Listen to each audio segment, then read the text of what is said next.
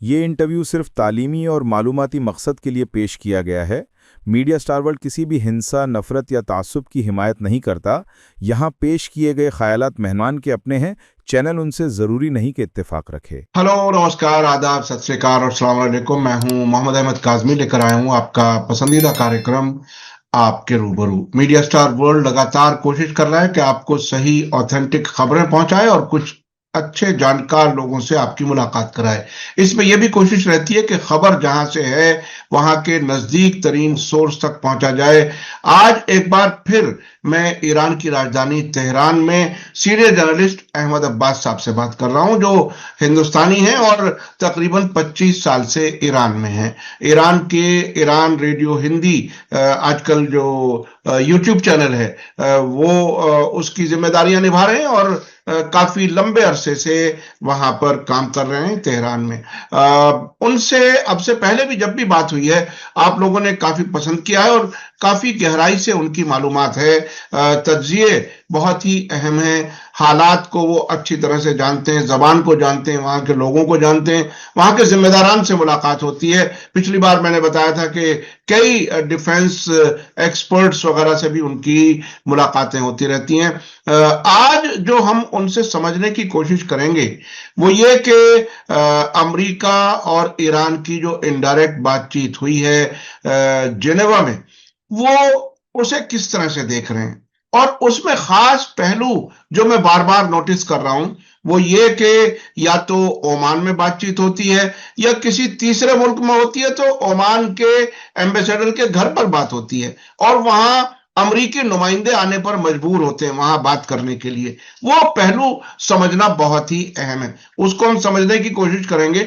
उसके अलावा आज ही रूस और ईरान की नेवल एक्सरसाइज हो रही है। आज जब हमारी बात हो रही है तो वो काफी अहम है। और एक ईरान ने इत्तला दी है कि एक मिसाइल टेस्ट भी किया जा रहा है आज ही। उसमें क्या कुछ है, यानी अमरीकी जंगी बेड़ा वहां पर मौजूद, आयतुल्लाह खामेनेई की तरफ से यह कहना कि वो एक खतरनाक हथियार हो सकता है, लेकिन उससे भी खतरनाक वो है जो उसको डुबो देगा और समंदर की तह में पहुंचा देगा। इस सब के क्या मानी है वो हम समझने की कोशिश करेंगे। अहमद अब्बास साहब, वेलकम है आपका। मीडिया स्टार वर्ल्ड को आप वक्त दे देते हैं, उसके लिए बहुत बहुत शुक्रिया। क्या कुछ है इस बार जो बातचीत हुई जेनेवा में, उसको किस तरह से देख रहे हैं। एक अमरीकी ऑफिसर ने कह दिया कि ये बर्गर की मिसाल दी है कि कोई बड़ी पेशरफ्त नहीं है, लेकिन अब से पहले जो इत्तलात आई, जेडी वेंस का बयान, अब्बास अरागची का बयान, उन सबको देख करके ऐसा लगता है कि काफी आगे चल रहा है। क्या कुछ आप देख रहे हैं? देखिए, सबसे पहली बात तो ये है कि बातचीत जो शुरू हुई दोबारा और जिस फॉर्मेट में शुरू हुई, उससे एक मैसेज तो बिल्कुल वाज़ेह है। ईरान के खिलाफ अमेरिका कई महीने से इस कोशिश में लगा रहा कि ईरान पर प्रेशर डाल सके। पिछली बार जो जंग हुई वो भी मुज़ाकिरात के दौरान ही हुई। मुज़ाकिरात की मेज़ पर अमेरिका और ईरान बैठे हुए थे, उसी दौरान जंग हुई। इजराइल ने हमला किया, लेकिन असल में अमेरिका ने हमला किया था। उसका भी मकसद ये था कि जो मुज़ाकिरात की मेज है उस पे ईरान को कंसेशन देने पे मजबूर किया जाए, ईरान पे दबाव डाला जाए। ईरान ऐसी कमजोर पोजीशन में अपने आप को महसूस करे कि उसको लगे कि अमेरिका की और इजराइल की जो डिमांड्स हैं उनको पूरा करने के अलावा उसके पास चारा नहीं, रास्ता नहीं। इसीलिए जंग थोपी गई। जंग भी आप देखिए कि जिस अंदाज की थी कि उसका मकसद ये था कि ईरान अपने को मुश्किल में पाए। और फिर आपने डोनाल्ड ट्रंप का वो ट्वीट था कि टोटल सरेंडर, वो सारी कोशिश ये थी कि ईरान मुज़ाकिरात की मेज पर, बातचीत की मेज पर जिस स्टैंड को लेके मौजूद है और जिस पे वो पूरी सख्ती के साथ डटा हुआ है, अड़ा हुआ है, वो उससे पीछे हट जाए। और उसके लिए वो जंग हुई। जंग के बाद फिर हमने अभी जनवरी महीने में देखा जो जगह जगह दहशतगर्दाना हमले कराए गए। इन सब का मकसद एक ही था। और इस बीच में जो इक़्तिसादी परेशानियां, यानी डॉलर के मार्केट का खराब होना, ये सारा सब कुछ सबका एक ही मकसद है कि ईरान की हुकूमत दबाव में आ जाए और मुतालबात मान ले।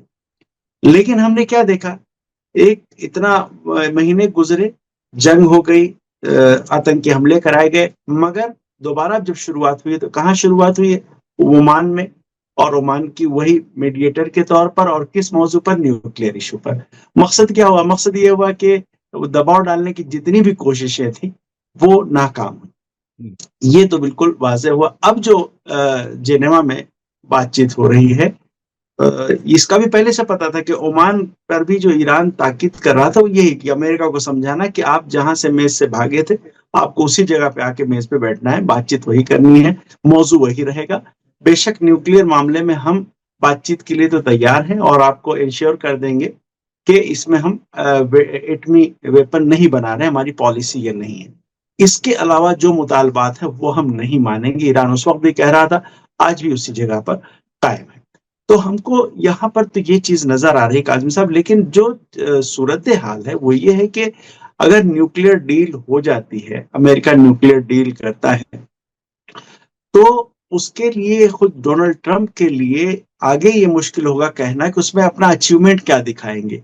वो इसी एटमी डील से तो बाहर निकले थे, वो उससे कुछ ज्यादा चाह रहे हैं, कुछ ज्यादा भी ऐसा कि जो मीनिंगफुल हो, जो दिखाने के लिए हाँ हमने ये बड़ा हासिल कर लिया जो पिछले जेसीपीओए में जो नहीं था। या उनकी कोशिश ये है कि इसमें मिसाइल प्रोग्राम शामिल हो जाए, कुछ और शामिल हो जाए। ईरान की वो रेड लाइंस है, उसको मानने के लिए ईरान तैयार नहीं है। और साथ साथ अभी आपने देखा, आपने हवाला दिया अयतुल्लाह खामनेई की स्पीच का, और बाकी ओहदेदार भी बयान जो दे रहे हैं, आपने जो ड्रिल का हवाला दिया, इस सब का मैसेज एक है, साफ है कि दबाव में नहीं है। बातचीत जो होगी, बातचीत में अगर आप चाहें कि आपने एयरक्राफ्ट कैरियर भेज दिए हैं, स्ट्राइक ग्रुप भेज दिया है और उसकी वजह से ईरान किसी दबाव में आ जाए, तो दबाव को आप भूल जाइए, दबाव में नहीं आएंगे। बातचीत जो होगी वो अच्छा। दूसरी चीज, खुद अयतुल्लाह खामनेई की जो स्पीच है उसको अगर आप देखिए, उससे साफ मैसेज ये लगता है कि ईरान को बहुत ज्यादा इससे उम्मीद नहीं है कि कोई नतीजा निकलेगा। इसलिए कि अमेरिका की जो अप्रोच है इस नेगोशिएशन के सिलसिले में वो बड़ी अजीबोगरीब, वो उन्होंने बड़ा दिलचस्प अंदाज में उसकी तस्वीर खींची कि अमेरिका का स्टाइल ये है बातचीत का कि कहने साहब आइए हम न्यूक्लियर इशू पे बात करेंगे, और बात करेंगे लेकिन इस तरह की जो बातचीत का जो नतीजा है वो ये हो, पहले से हम बता दें, बातचीत का नतीजा ये होना चाहिए कि आपको न्यूक्लियर एनर्जी आपके पास नहीं रहेगी, आप एनरिचमेंट नहीं करें इसका तो मतलब मुज़ाकरात नहीं हुआ। बातचीत में ये होता है कि किसी चीज पे इख्तलाफ है, दोनों ने अपनी राय रखी, किसी नतीजे पहुंचे। नतीजा आपने पहले सेट कर दिया है, नतीजा ये होना चाहिए कि ईरान में एनरिचमेंट नहीं है, तो फिर बातचीत किस बात की? तो इस तरह की, यानी ईरान भी पूरी तरह से जर्रा बराबर भरोसा नहीं, एतमाद नहीं है बातचीत के मामले में भी।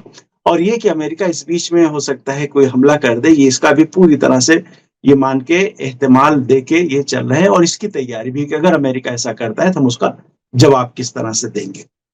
अच्छा, अभी एक ताजा खबर ये आई है, देखिए बहुत ही दिलचस्प खबर है। हेडिंग कुछ और, अंदर कुछ और। ट्रंप को वहां की फौज ने, अमेरिकी फौज के जिम्मेदारान ने यह कह दिया है कि हम आने वाले सैटरडे, यानी जब हमारी आपकी बात हो रही है उससे 2 दिन के अंदर हम ईरान के खिलाफ हमला कर सकते हैं। तो उसको भी एक तरह से उन्होंने अपनी सलाहियत जाहिर की है कि हम 2 दिन के बाद हम हमला कर सकते हैं, यानी आज नहीं कर सकते। तकरीबन इसके मानी ये भी हैं। लेकिन ये दबाव बनाने का एक तरीका, उधर इजरायली मीडिया में बार बार ये कहते रहना कि किसी भी मिनट फैसला हो सकता है। क्या क्या है अभी जिस किस्म के हालात हैं, जिस क्या वो कहीं तमाम ट्रंप की नाकाबिले भरोसा शख्सियत होते हुए भी क्या ईरान किसी तरह से कहीं मुतमईन होने तक की हालत में है कि जंग नहीं होगी, या वो तैयारी अपनी जगह और उसकी नाकाबिले एतबार शख्सियत अपनी जगह? क्या हालत है, किस जगह है? देखिए, एक चीज है जो ईरान में बिल्कुल वाज़े है इस वक्त, वो ये कि जंग की तैयारी मुकम्मल है, इसलिए ईरान को इत्मीनान है। यानी ईरान को अमेरिका की तरफ से बिल्कुल इत्मीनान नहीं है वो, या इजराइल की तरफ से, बल्कि ये यकीन है कि अगर जरा भी ईरान के अंदर कमजोरी नजर आ जाए फौजी तौर पर दिफाई सतह पर, तो अमेरिका और इजराइल हमला करने में ताखीर नहीं करेंगे, देरी नहीं करेंगे, वो फौरन हमला करेंगे। तो उधर से तो इत्मीनान नहीं है, लेकिन ईरान को अपनी तैयारियों पर भरोसा है कि हम क्या कर सकते हैं। एक्चुअली ईरान पर अटैक करने के लिए जो जो बेसिस, जो जो जरिए, जो जो तरीके हो सकते हैं, ईरान ने उसकी स्टडी अच्छे से की हुई है।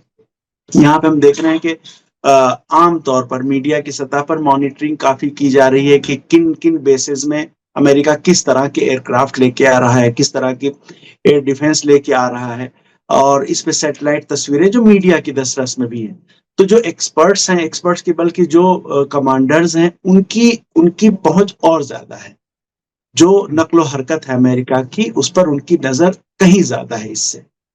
तो इन्होंने नजर पूरी रखी हुई है इस बात को लेकर कि अमेरिका कहां से हम पे हमला कर सकता है, और इस हमले को नाकाम बनाना और आइंदा हमला ना कर पाए, इसको इंश्योर कर रहा है। इसके लिए हमारे पास क्या क्या तरीके हैं, किन चीजों को हम इस्तेमाल कर सकते हैं।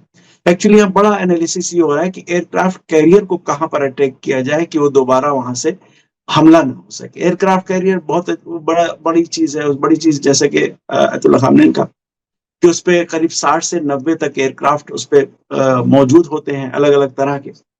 मेन F-18 होता है, लेकिन अगर उसको उसके किस पार्ट को हिट किया जाए कि वहां से कोई जहाज उड़ ना पाए, या अगर उड़ा है तो वापस दोबारा लैंड ना कर पाए, ये इस पे अच्छी खासी यहाँ एक्सपर्ट्स के बहस आप देख सकते हैं ईरान में, कि उस पे जो रनवे हम उसको कैसे हिट कर सकते हैं, या जो वो पोर्शन जहां पर राडार और कम्युनिकेशन का सारा सिस्टम होता है, उसको कैसे हम कर सकते हैं। या एयरक्राफ्ट कैरियर न्यूक्लियर प्लांट से चलता है, न्यूक्लियर प्लांट उसके लिए एनर्जी प्रोड्यूस करता है और उसी से चलता है, इसीलिए उसको फ्यूलिंग की जरूरत नहीं पड़ती, रिफ्यूलिंग की। एक बार उसमें चल गया तो वो करीब 10 साल बल्कि 20-20 साल तक उसको कोई फ्यूल की जरूरत नहीं पड़ती। तो लेकिन न्यूक्लियर प्लांट और किस न्यूक्लियर रिएक्टर उसके किस पोर्शन में रहता है, उसको कैसे हिट किया जा सकता है। न्यूक्लियर जो रिएक्टर है उसको ठंडा करने के लिए जो पाइपिंग होती है, उसको कैसे हिट किया जा सकता है। इस तरह की बहुत सारी जो टेक्निकल बहसें हैं कि हम कहाँ कहाँ इसको अटैक कर सकते हैं। तो ईरान को इसकी तरफ से पूरा इत्मीनान है कि हम कैसे इस हमले को नाकाम बना सकते हैं और इस अमेरिका की इस पोजीशन पहुंचा सकते हैं कि हमला जारी ना रख सके। तो इस पे उन्होंने पूरा इत्मीनान कर लिया है। बाकी अमेरिका पे कोई भरोसा नहीं है। और ये करके उसके बाद पूरे कॉन्फिडेंस के साथ ये बातचीत कर रहे हैं, अपनी रेड लाइनें मुय्यन कर ली है कि हमारी इस पे बात हो सकती है पॉइंट पे, और ये हमारी रेड लाइन्स हैं, इस पे हम बात नहीं करेंगे।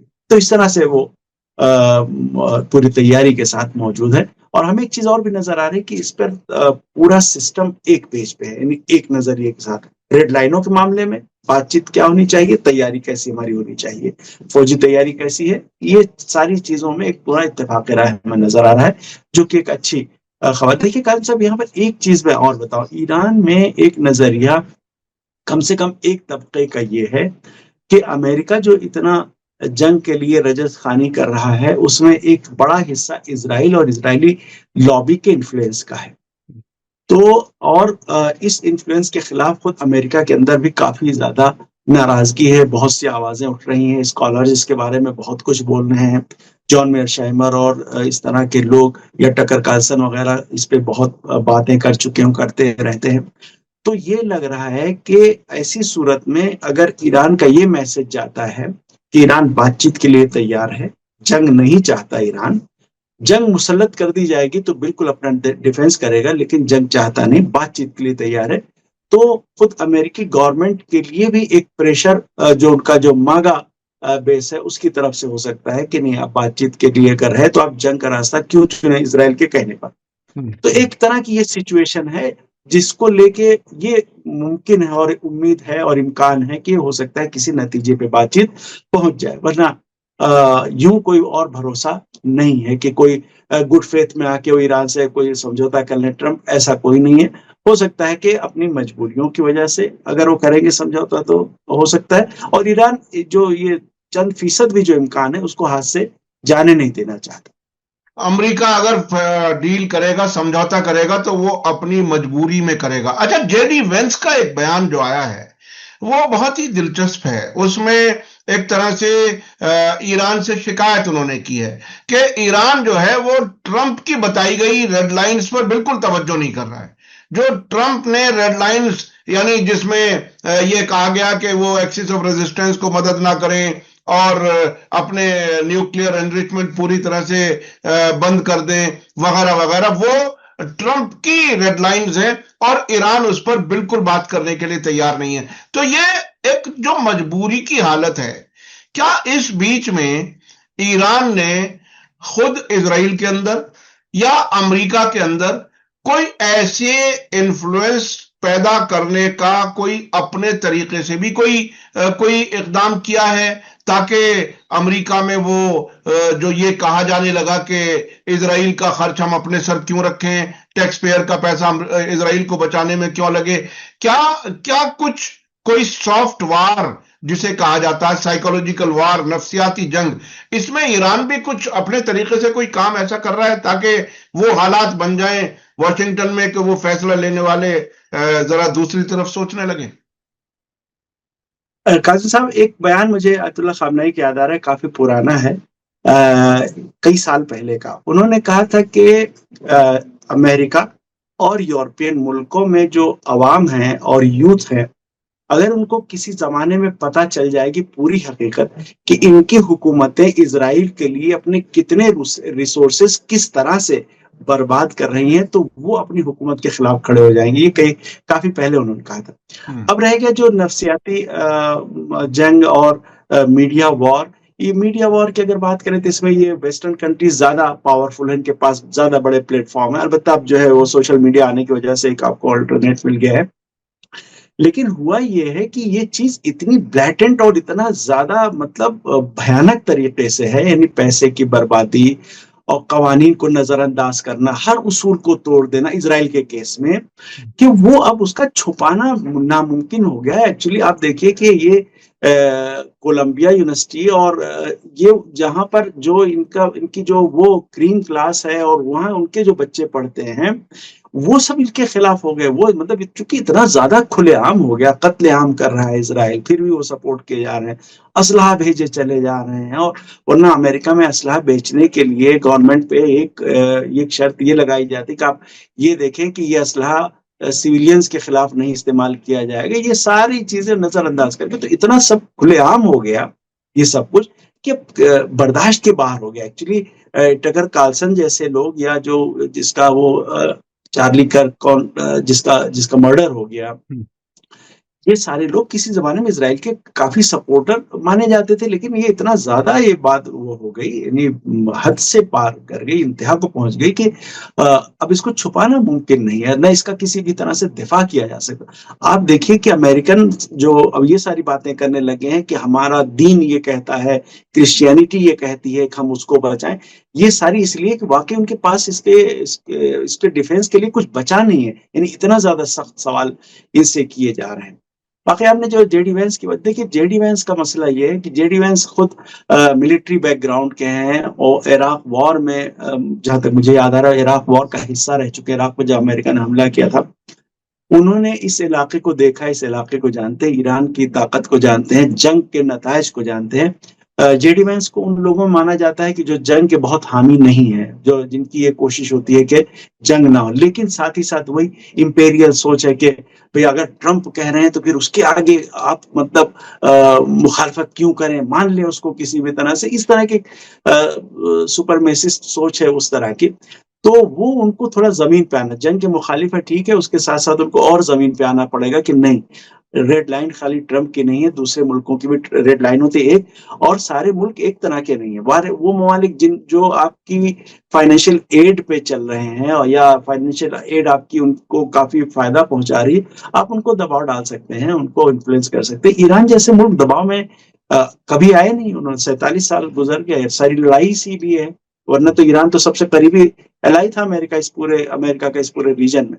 वो सारा झगड़ा इसी बात का है कि नहीं, हम इन्फ्लुएंस में नहीं, हम आजाद रहेंगे, पॉलिसीज हमारी आजाद रहेंगी। तो जेडी वैंस को भी ये समझना होगा, ये ईरान की जो सिचुएशन है वो उसको समझना होगा, तभी जो है वो यानी वो सोच, वो ज़हनियत, मेंटालिटी बदलनी होगी कि हम किसी मुल्क को यूँ दबा सकते हैं, कुचल सकते हैं और अपनी बात मुसल्लत कर सकते हैं। इसको बदलना होगा, जभी जो है वो ईरान जैसे मुल्कों के केस में उनको कोई नतीजा मिल सकता है।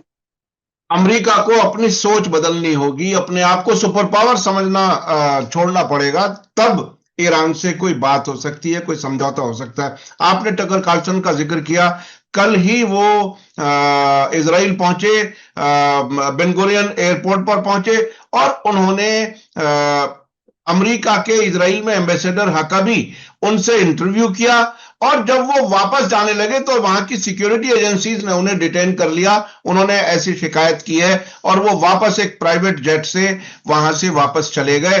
टकर कार्लसन एक ऐसी शख्सियत उभरे हैं अमेरिका में, जो अब इजराइल के खिलाफ बाकायदा उन मजालिम के खिलाफ ऊंची आवाज बन चुके हैं। कहीं कहीं तो उनको प्रेसिडेंशियल कैंडिडेट के तौर पर भी देखा जाने लगा है, इतने अहमियत उनकी है। अच्छा, मैं अब थोड़ा सा समझना चाहता हूं, ये जो जेनेवा में बातचीत हुई जिसमें अच्छी पेशरफ्त बताई गई, उसके बाद ये बताया कि ईरान कुछ तफसीलात देगा, उसकी यानी मसौदा देगा, टेक्स्ट देगा कि क्या तफसीलात होंगी उस माहदे की।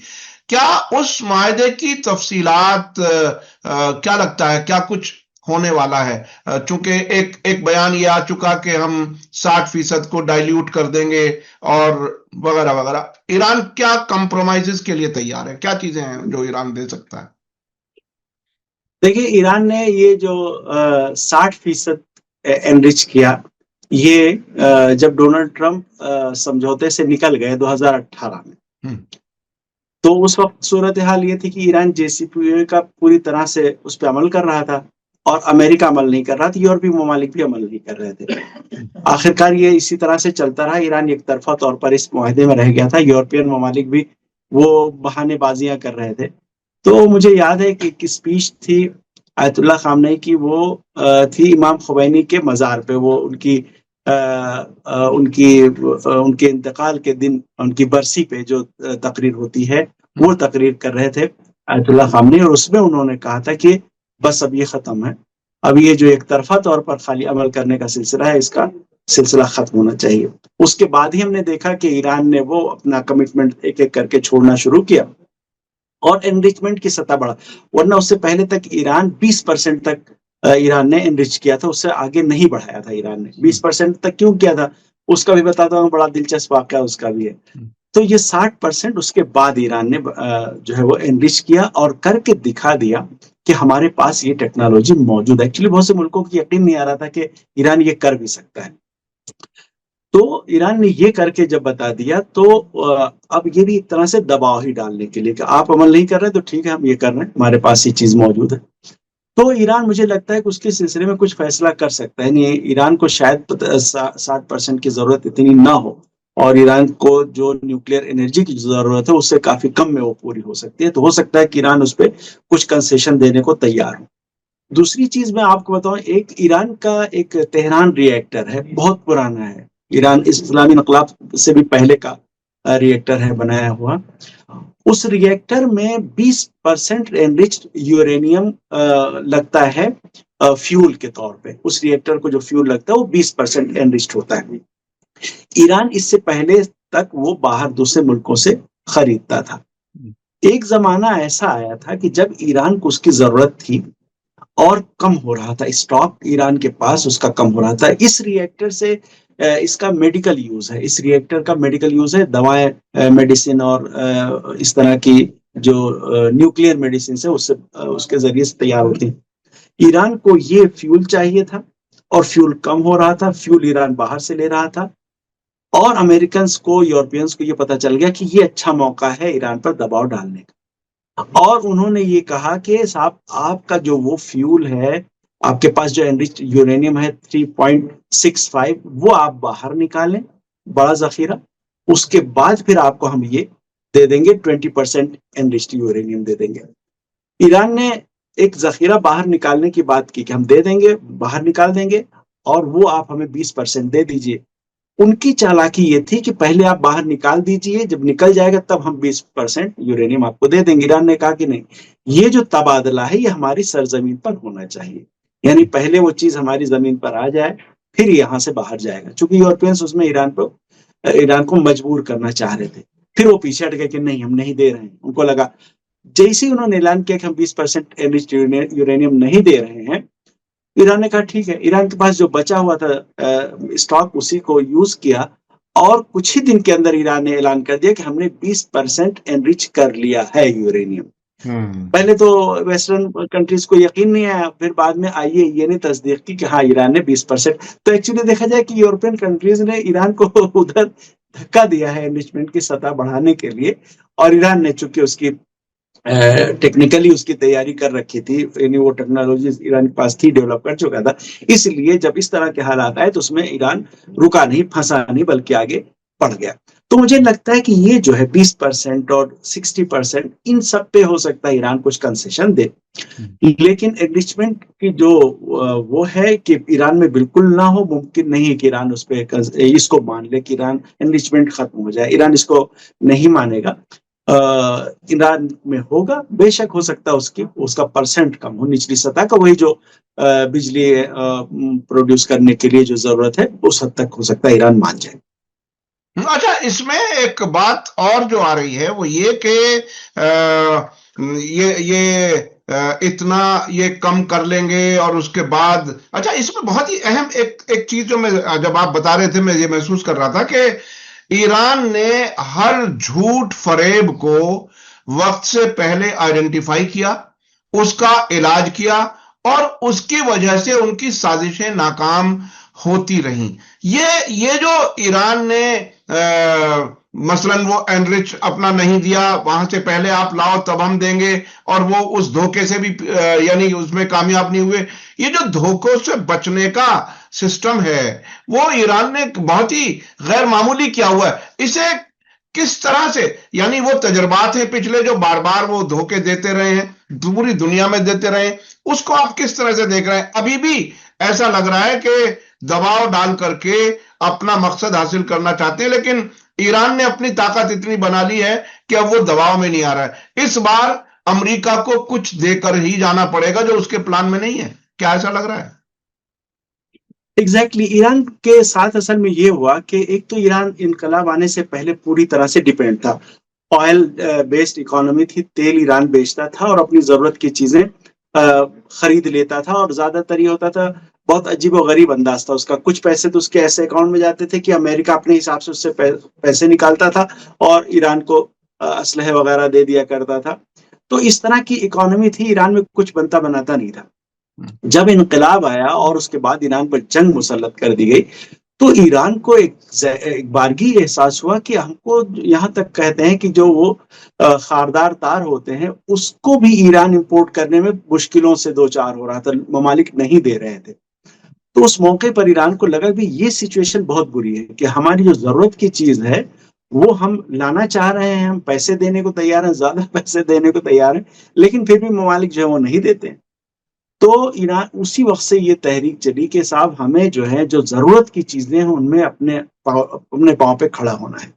और उसमें फिर हमने देखा कि वो सफर लंबा रहा, सख्त रहा, मुश्किल रहा, लेकिन ईरान उसमें कामयाब। मैं एक आपको मिसाल देता हूँ, एक और इस सिलसिले में बड़ी अहम है। यहाँ पर खातमी साहब की गवर्नमेंट थी उस जमाने में, 90s की बात है, 90s के आखिर यानी मिड 90s और उसके बाद की बात है। तो उनका इनकी एक बात, उस वक्त एक आइडिया ये आया कि ईरान में केसर, जाफरान जो है वो अच्छा खासा पैदा होता है। तो ये था कि भाई हम ये गेहूं की पैदावार पे बहुत क्यों मेहनत करें, हम वो चीजें पैदा करें जो ज्यादा कीमती हैं, जैसे जाफरान है या और जो चीजें ईरान पैदा करता है, हम गेहूं पे इतना ध्यान ना दें। अयतुल्लाह खामनेई ने उस वक्त भी उसकी मुखालफत की, उन्होंने कहा कि नहीं, गेहूं जो है हमारी, यानी रोटी और आटा हमारी बहुत बुनियादी जरूरत है, हम इस पे किसी तरह का समझौता नहीं कर सकते, हमको इस पे अपने पैरों पर ही खड़ा होना है, ये हमारी मजबूरी ना बनने पाए तो हम इसको नहीं, बेशक हम उसको आगे बढ़ाने के दूसरे रास्ते तलाश करें, लेकिन ये कि हम गेहूं पैदा ना करें उसकी जगह पर हम जाके ज़ाफ़रान की पैदावार करें, ये सिचुएशन खतरनाक है, चूंकि बहुत ही बुनियादी जरूरत की चीज है। यूक्रेन का जब मसला आया था, अनाज का मसला पैदा हुआ तो उस वक्त बहुत से मुल्कों को परेशानी हो रही थी, तो मुझे याद आ रही थी पॉलिसी है कि भाई ये कितना अहम होता है। अचानक किसी को नहीं लगता भाई गेहूं है, गेहूं तो बहुत सी जगह फरावान है, दुनिया भर में मिल रहा है, कहीं से भी आप ले सकते हैं, लेकिन कभी ऐसी सिचुएशन आ जाती है और फिर आप करें क्या करेंगे? तो बुनियादी चीज अगर आपके पास है और आपके पास इसका इम्कान है तो आप उस पर डिपेंड ना हो, ये पॉलिसी ईरान की रही। तो हमने देखा कि ईरान ने शुरू से ये पॉलिसी रखी, चूंकि उसकी तकलीफ को, उसकी मुश्किलात को ईरान उस वक्त झेल चुका था, डिपेंड जो होता है दूसरे मुल्कों पर। तो अब ये पॉलिसी ही ईरान को ये इस बात के लिए मौका फराहम कर रही कि वो डट के बगैर दबाव में आए और धोखों की तरफ से होशियार रहते हुए आगे बढ़े, पॉलिसी अख्तियार करे, फैसले अख्तियार करे। तो इसको हम देखते हैं कि अच्छा, ईरान के सिलसिले में इनकलाब आया तो उसके बाद से अमेरिका की बार बार कोशिश ये रही कि किस तरह से नाकाम बना दिया जाए, कभी बगावत करवा दी, कभी वो हमला करने की कोशिश की, कभी कुछ किया। तो ईरान में पूरी तरह से ये बिल्कुल जहन बैठा हुआ है कि ये दुश्मन है, जैसे ही मौका मिलेगा ये डंक मारेंगे। एक्चुअली एक वीडियो आजकल बड़ा वायरल हो रहा है, 82 का है, 1982 का है। अयतुल्लाह खामनी को उस वक्त वो प्रेसिडेंट थे गालिबन, तो उसमें ऑस्ट्रेलियन जर्नलिस्ट ने उससे पूछा कि आपका सबसे बड़ा दुश्मन कौन है, तो उन्होंने एक लफ्ज का अमेरिका, साफ साफ। तो जहन में बैठा हुआ है कि ये दुश्मन है, तो इस लिहाज से वो एहतियाती तदाबीर करके चलते। इसलिए हम देखते हैं कि जो बड़े सख्त और टेढ़े मौके आते हैं पेचीदा, उसके लिए ऐसा लगता है कि तैयारी ईरान के पास रहेगी। काफी हद तक तैयारी है, और दबाव और धोखा, ये दोनों चीजों में ईरान नहीं आ रहा है। इसी वजह से वो बराबरी की सतह पर भी बात करने की बात कर रहा है, अपनी पसंद का वेन्यू। मैं वो तस्वीर देख रहा था जहां पर जिनेवा में बात हुई है ओमान के एम्बेसडर के घर पर। मैं भी यूरोप गया हूं, एक दो मुल्क मैंने देखे हैं, तो वो बहुत ही यानी सादा सिंपल सा, ठीक है, लेकिन वो व्हाइट हाउस की चकाचौंध से बाहर निकल करके वो अफसरान उस घर में आकर के बैठ करके बात करने के लिए मजबूर हुए ईरान की वजह से। ये वाकई बहुत ही कमाल की चीज है। व्हाइट हाउस में तो उन्होंने कैसा वोलोदिमीर जेलेंस्की को जलील करके, जो अपना दोस्त भी कहा जाता है, लेकिन वो लोग वहां से निकल के एक घर में जेनेवा में आकर के बैठ के बात करते हैं, उस हद तक मजबूर हो जाते हैं अमरीकी। ये बहुत बड़ी बात है। अच्छा, मैं अब थोड़ा सा वक्त हमारे पास कम रह गया, इस वक्त की मौजूदा सूरत हाल को अगर समराइज करके आप मुख्तसर बताना चाहें, सारी चीजें, हर पहलू को 2-1 मिनट में अगर बता सकें, तो मेरे ख्याल से नतीजे के तौर पर हमारे देखने वालों के लिए सामने आ जाएगी बात। देखिए, सूरत हाल जो ये है इस वक्त, वो ये है कि अमेरिका और इजराइल के हमले के खतरे और एहतमाल इम्कान को मद्देनजर रखते हुए ये दिफाई तैयारियां बहुत अपनी एक अच्छी सतह पहुंच गई। इसको मेंटेन रखना चाहिए, चूंकि अमेरिका इजराइल पे कोई भरोसा नहीं है। बाकी मुल्क के अंदर जो इस्लाहात, इक़्तिसादी इस्लाहात चल रही हैं, जो प्रोग्राम गवर्नमेंट लेके आई, उस पर काम अच्छा हो रहा है, ये चीज होनी चाहिए। बाकी जो न्यूक्लियर टॉक्स चल रही है, उसको इसकी इतनी प्रायोरिटी पे नहीं रहनी चाहिए, नहीं मतलब बातचीत हर तकरीर में उसका जिक्र हो और ये सूरत हाल न रहे, बल्कि दूसरे तीसरे नंबर पर इसका जिक्र हो। तो अगर इस तरह की सूरत हाल हो जाती तो ये काफी बेहतर रहेगा ईरान के लिए भी, बाकी और रीजन के लिए भी। जी, ये बहुत ही अहम पहलू है जिसका आपने इशारा दिया, और गालिबन ईरान की हुकूमत यही चाहती है कि ये बातचीत जो हो रही है इस पे ज्यादा शोर शराबा ना हो, एक तरफ बात होती रहेगी। और अब से पहले ईरान ने अमरीकी नुमाइंदों को 2018 की बातचीत में हैसियत दिखा दी थी कि उन्हें कमरे में बैठने की भी इजाजत नहीं थी, और आज भी वो इनडायरेक्ट ही बातचीत कर रहा है, बराह रास्त बैठ करके अमरीकी नुमाइंदों के साथ ईरान के नुमाइंदे बात नहीं कर रहे हैं। बहुत बहुत शुक्रिया, आपने हमारे लिए वक्त निकाला। मैं अपने दर्शकों नाजरीन से कहूंगा, आज का वीडियो आपको कैसा लगा कमेंट्स में जरूर लिखें और ज्यादा से ज्यादा लोगों तक शेयर करें। इसी के साथ मुझे दीजिए इजाजत। धन्यवाद, शुक्रिया, जय भारत, जय हिंद। हमारे चैनल मीडिया स्टार वर्ल्ड को सब्सक्राइब कीजिए और बेल आइकॉन दबाइए ताकि हमारी हर नई वीडियो का नोटिफिकेशन आपको सीधे मिलता रहे। अगर आपको हमारी खबरें पसंद आती हैं तो उन्हें अपने व्हाट्सएप, इंस्टाग्राम, फेसबुक और ट्विटर अकाउंट्स पर शेयर करना ना भूलिए ताकि और लोग भी हकीकत से वाकिफ हो सकें।